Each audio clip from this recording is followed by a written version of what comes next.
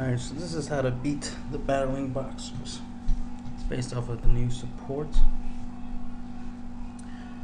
And the supports is really nice. So it makes them a lot stronger than they were before. Alright. It's a little the deck is a little difficult to beat them generically. I was able to figure out some stuff that could be useful. Because one of their main monsters that they summon is YUGIOH, and YUGIOH is just not that easy to take down. That's the whole point. But then they got the new one, Nova Caesar, and he has a really good effect.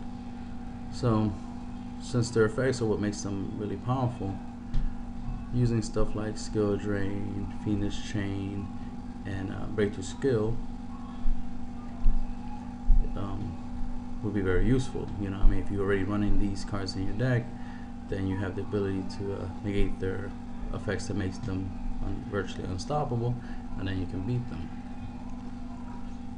Well, let's say you don't have the ability to negate their effects, so they do have their effects.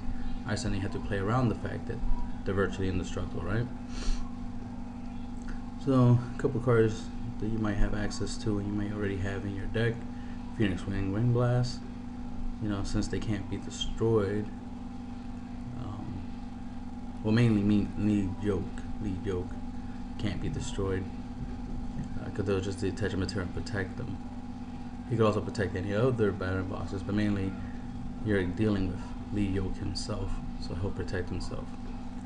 So removing him from the field is something you want to do as opposed to trying to destroy him. So you have to resort to your non-destruction effects. So you can't, you know, Exciton's not going to do anything, you know what I mean? Black Holes ain't going to do anything, Dark Hole ain't going to do anything, Trench ain't going to do anything, you know, Mirror Force ain't going to do anything. So you got to resort to your non-destructive cards. Compulse, if you have the one Compulse, that's an out to YUGIOH and to Nova Caesar. And, you know, of course, Star Cestus if your opponent plays that one as well. Karma Cut. This is good to reduce the number of specific monsters they have in their graveyard, because not only gets rid of what's on the field, but also gets rid of any extra copies that might be in the grave. So that's useful. So as a Consuming Light, because again, if you have the destructive cards like Dark Hole, for example, while YUGIOH's face up, he could protect himself, but if you put him face down, you could destroy him with Dark Hole. Same goes for Stroke and Zenmain, right? Or any monster that has the can't be destroyed effect. Just put it face down and destroy it. Book of Eclipse. Again, putting the monster face down. Book of Moon, if you have these, put it face down. Yeah. Sometimes, you know, they were saying if you can't beat them, make them join you. So, creature swap. Take your opponent's YUGIOH and make him deal with it instead of you having to deal with it, right? Enemy controller, pretty much the same thing. Take control of it. Make your opponent waste resources trying to deal with him. Granted, they do get it back during the end phase, but shit happens, right?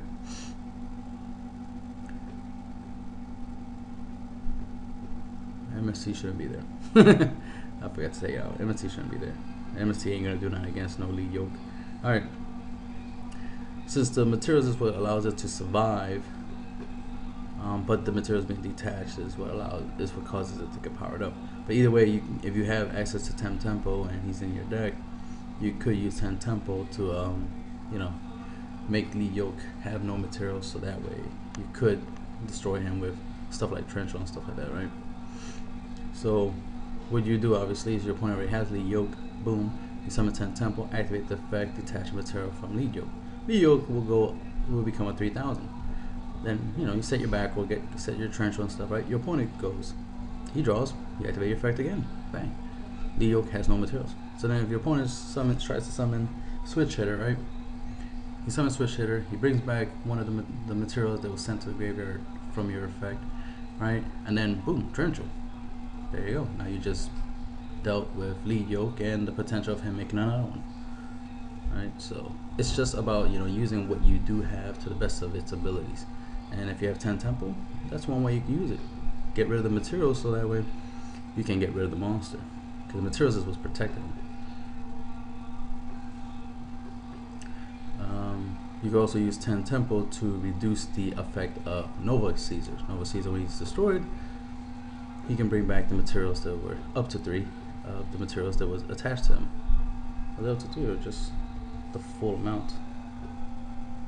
You can turn any number up to the number of X. So this card had on the field. Okay, yeah, it's basically all the materials. So if this had 5 materials, all 5 will come back. So you can reduce them by 2 by using 10 Tempo and reduce an OTK, right? I recommend not destroying Nova Caesar, so that way he doesn't get his his effect of some of the materials. Let's see, number 101. Again, can't beat him, make him join you. So you could just steal YUGIOH, Caesar, Cestus, whatever, right? Just straight up steal them. Most players have this in their extra deck, so this would be an obvious out to YUGIOH.